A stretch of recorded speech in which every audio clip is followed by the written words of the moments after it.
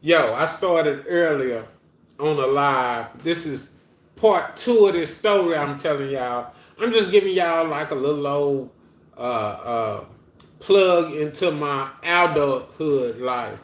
I think I stopped earlier uh,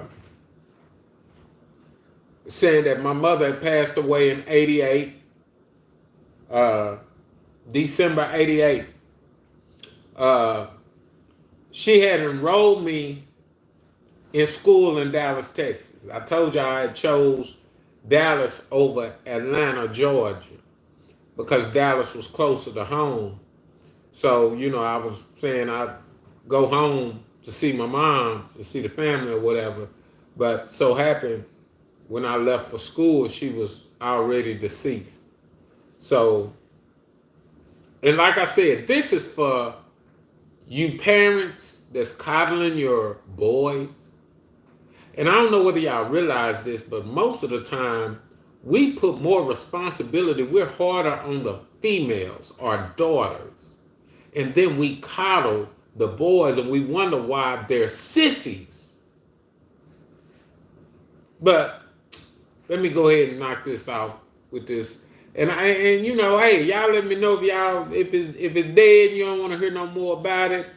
I'll stop talking about it, but I just want to share because it could help someone. You never know.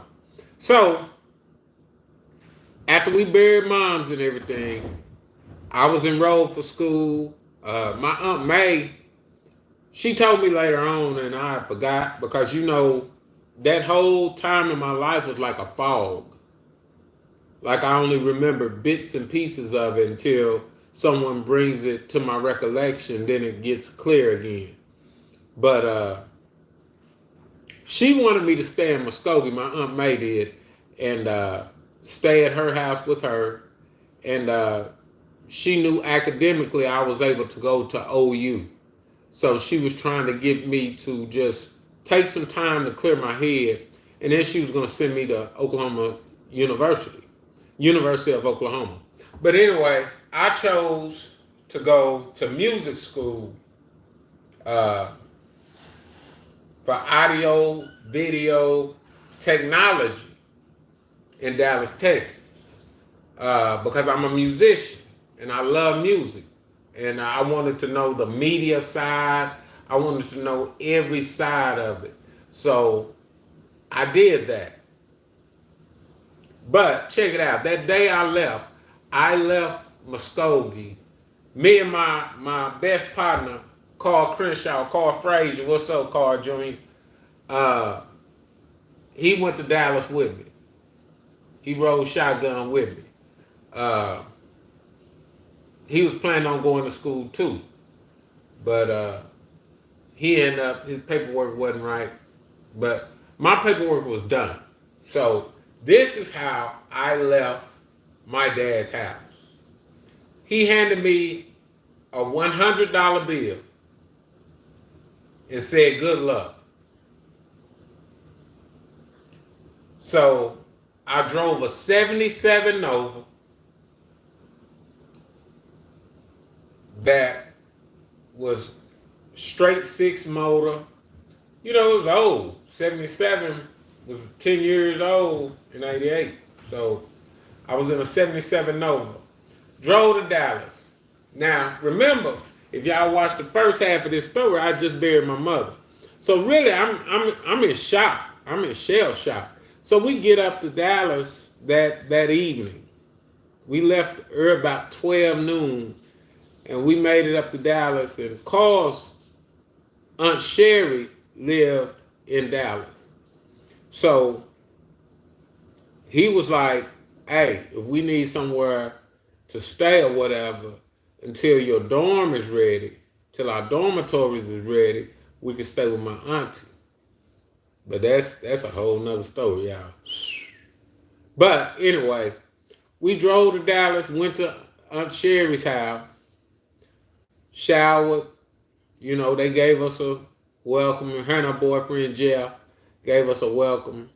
You know, and we probably got us 40 ounces, And I'm basically just going through the motions, man.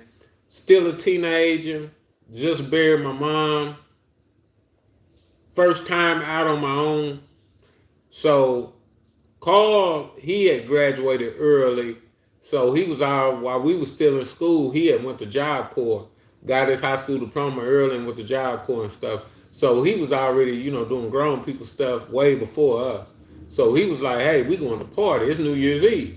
So the first place I went to Dallas, Texas, was a club in Mesquite, Texas.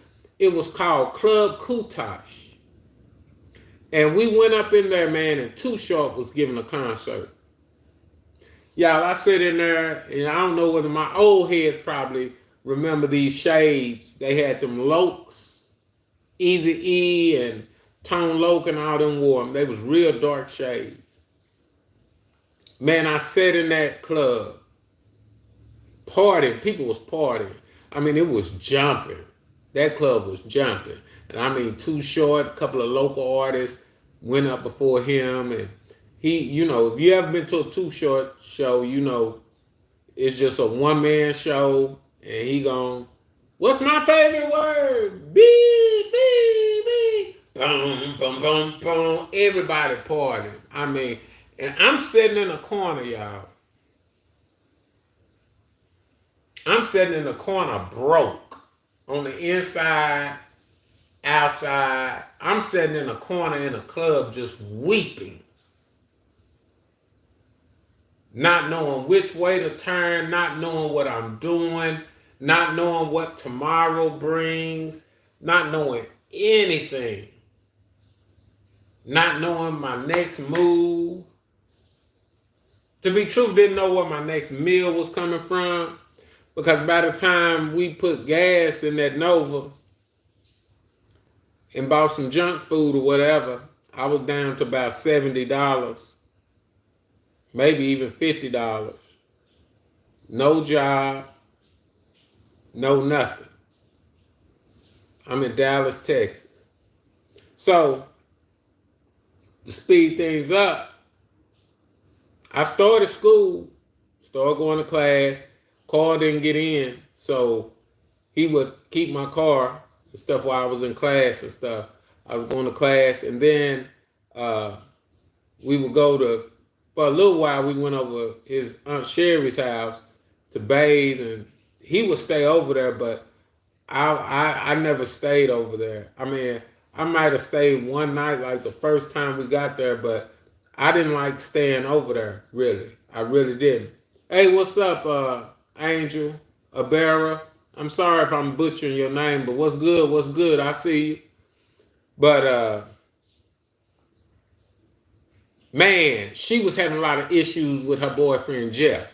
And it was like, man, when we would go over there, Jeff was a painter. I never forget that he was a painter, and he wouldn't come home like, painters paint during the day, and then at night he say he's still painting. He with another woman or whatever, because they always said, like, when we first got to Dallas, they told us, look, it's a man shortage. And later on, I found out it was a straight man shortage. Half of the brothers was in penitentiary. But anyway, they said it was 11 to 1. 11 women to 1 man in Dallas. So Jeff, he was like taking full advantage of that. So it was a lot of fighting, and she would literally like bash on me and Carl like it was our fault that her dude was doing all this. So I basically, y'all, I chose to, my dorm wasn't ready at the school. So I spent a lot of nights, and anybody from Dallas, y'all remember that ice storm, I think it was in March or late February of 1989. It was an ice storm. It was cold, ice, they shut the city down. But all through that storm, I slept in a 77 Nova. I slept in my car.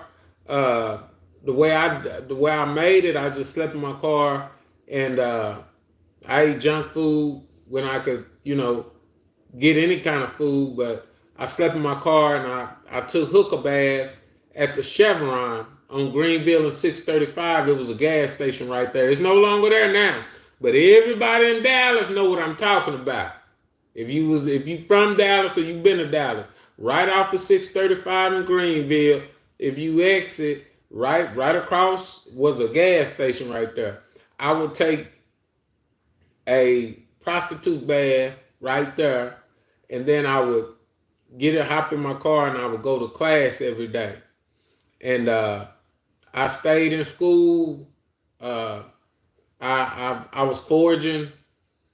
I was forging my mom's name because really only thing that had me going was my education, was my schooling, and I was going to school all the time, you know, Monday through Friday, and then I was, sleeping in parking lots in my car, and basically living out of my car, living out of the car. So look, check it out. People making a living doing that on YouTube now. That introvert, it's a girl that we watch all the time. She's living a Subaru or whatever. And a lot of people are making money off of that. I'm like, man, I was doing that in 89. It wasn't fun. But this is before internet, YouTube, and all that stuff. And it wasn't fun. It wasn't fun. But what I would do, I would scrap up enough money and I would drive to Oklahoma when I could to sleep in my bed. And I wasn't even telling my father. No one in my family knew. It wasn't nobody's business. Because to be truthful, y'all, when you're really hurt, when you really, really hurt, you won't run to mama. When you really, really hurt, you run to God. That's where I got intimate with my Lord and Savior, Jesus Christ, in that car. I felt better in that car than I felt staying at my mom's house and she wasn't there anymore. I got my relationship tight with Christ in that car. Long nights, cold. And when you ain't got no money and you already almost on E, you have to start your car, run your heat a little bit. I had a leather coat. I double up on my coats and stuff. And, and just turn it off for a while, a couple of hours, try to nod off. Because it's hard to sleep when you're cold. So that's the way I lived. And check it out. I'm in school, doing everything right. Call myself doing everything right. And this young man was in my class or whatever. And we were sitting out on break talking. And he says, hey, man, where you from? I said, Muskogee. He's like, what's that? I said, that's up in Oklahoma. He said, yeah, I heard Oklahoma. I ain't never heard of Smuskogee. His name was Anthony Freddy. Big up to Anthony Freddy. I love you, bro. You're a real dude. And y'all check it out. I come from the church. It wasn't no church person that helped me, man. It was a cat that was good with hustling. I'm gonna leave it right there. That did time in the pen. Even after I met him, he went back. But he taught me a lot of real street hustle that nobody in Muskogee was even thinking of. For real, it was on another level. He gave me he looked in my car and he seen all my stuff in my car. And he said, man, are you living in your car? I said, yeah. I said, my dorm ain't ready. My apartment, because we had apartments at our school. They gave out apartments. And my apartment wasn't ready. So he was like, well, I got one more class. When I get out of class, just stay here. Stay and wait on me. So I stayed and waited on him, man. He took me home. He took me home with him. He moved his son. Lil Jay was about 3 at the time. And he told Lil Jay to go in there and get in the bed with him and his wife. And he gave me Lil Jay a little bed, a little race car bed, I think it was. And man, it beat sleeping in that car. And he taught me some things. He said, but I don't ever want to see you out there peddling. That's why people that know me, they hear me say I'd rather peddle it than smell it. But yeah, he took me off the streets. But while I was on the streets, y'all, that's where my relationship with God really got tight. That's why I tell you parents, if you calling your son, don't cry when he go to prison. You did that. Because you don't need nobody but Jesus Christ to make it in this world. He will carry you through. But parents, When you go rescue that kid, you just made yourself God. So don't cry and complain about him getting in trouble. He's going to stay in trouble. He's supposed to. You biting his butt. God is a provider. I know. He can do everything but fail. To this day, I stand on the word of God. I don't care what people do to me or what. I know I'm going to be all right. Through Jesus Christ, I can do all things. Y'all, I slept in that car.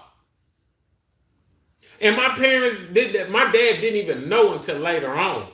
Look, check it out. I was so smooth with it. God is so smooth. I didn't even share nothing to my daddy until he came to my home that I closed in and said, Daddy, come live with me. I'm just telling you what God will do. So all you parents running around treating your son like he's special and don't do that to him. That's why he ain't nothing. Our men today have wishbones. They can't achieve things that it takes a backbone to achieve. Wishbones break easy under pressure. You can't put no pressure on a wishbone. It breaks real easy. Real easy. Real easy. But I'm going to get back to my story. Y'all, I told you I was forging the deal. I'm going to get off of here after this. And it might be a part 3. Y'all let me know if you want to know a little bit more about it. Because I'm not going to, I don't want to violate YouTube, and then I don't want to incriminate anyone. So I'm leaving a whole lot of stuff out. But I was in school. Check it out. I was in school, and I was forging my mama's name on documents. Because each semester, I had to sign, I was signing my mama's name. Well, what's his name, Jesus? This same guy, he plays a big part in it. Because when I got in, he was a counselor. But later on, if y'all want to hear more, he was the president of the school. Now remember, this is 89, 90, or whatever. They came to me, they pulled me out of class and said, hey, we just got some news. You're no longer a student here. I couldn't say nothing. I'm like, they caught me. You know, they started asking me, well, how's Miss Rags there? You know, trying to be slick. You know how slick people are. Y'all know she dead. Y'all know she deceased. Y'all know I forged that. Just go ahead and say I'm out of school. So finally got to that. And they don't let you go. So y'all don't forge no names because I paid all that money back. I had to pay that money back. I had to pay that money back. Wasn't no income tax. All that stuff went right back to them. Because that was considered stealing. Grant, all that stuff. Because I was underage when she got me started. She was signing her name. She was already deceased. I kept signing. So I dropped out. I had to leave school. They put me out of school. And then that's when I started hanging out. I don't even know whether I should say this, but I'll go this far to say this. That was the first time I had a scrape with the law with one of the students up there at my school, big old white boy named David Napkin. And when I got dropped out of school, I went and got me a job at Pizza Hut, but I was, basically living with Freddie, but I was still trying to stay out of the streets because I was raised up in the church. So I know right from wrong. That's why I tell y'all, if you a parent and you show your kids the right way, they will do it when you're not looking. Check it out. The best sermon is not said, it's seen. See, my mom and daddy lived such a life where even when I was in the streets doing things just to eat, I had to go get God. Something on the inside made me do right. So I was always going, and then all of a sudden this dude, rest in peace, Kelly Hurd. Kelly Hurd came over to Freddie. I don't know how they found me. I was in the Bloody Grove. Kelly Hurd came from Richardson, Texas. Found me. And I said, man, what you doing over here? How you know I'm even over here? He said, yeah, man, I went to school with Ira and Charles. You know, I said, I remember you, Kelly. I remember you. You know, I remember you with my older siblings. He's like, yeah, your brother told me to come get you. My brother probably don't even remember that. But he said, your brother told me to come get you. And I ended up going to Richardson. And that's a whole nother story. But yo, y'all be good. Stay tuned to the next. This is just a little story time with y'all. Say, man, y'all be good. And hey, who was this, Angel or Angel? Big ups to you. I hope everything is good with you. Is that Gerard? Gerard D. What's up, brother? Bruh? Is that Gerard Shaw? Are you Gerard Shaw? It's a good stream. I don't know whether that's Gerard, but if that's my boy Gerard, what's up? Where little baby in him at? But yo, y'all be good and y'all be blessed to the next. I'm gonna get out of here, man. It's been a long day. Deuces.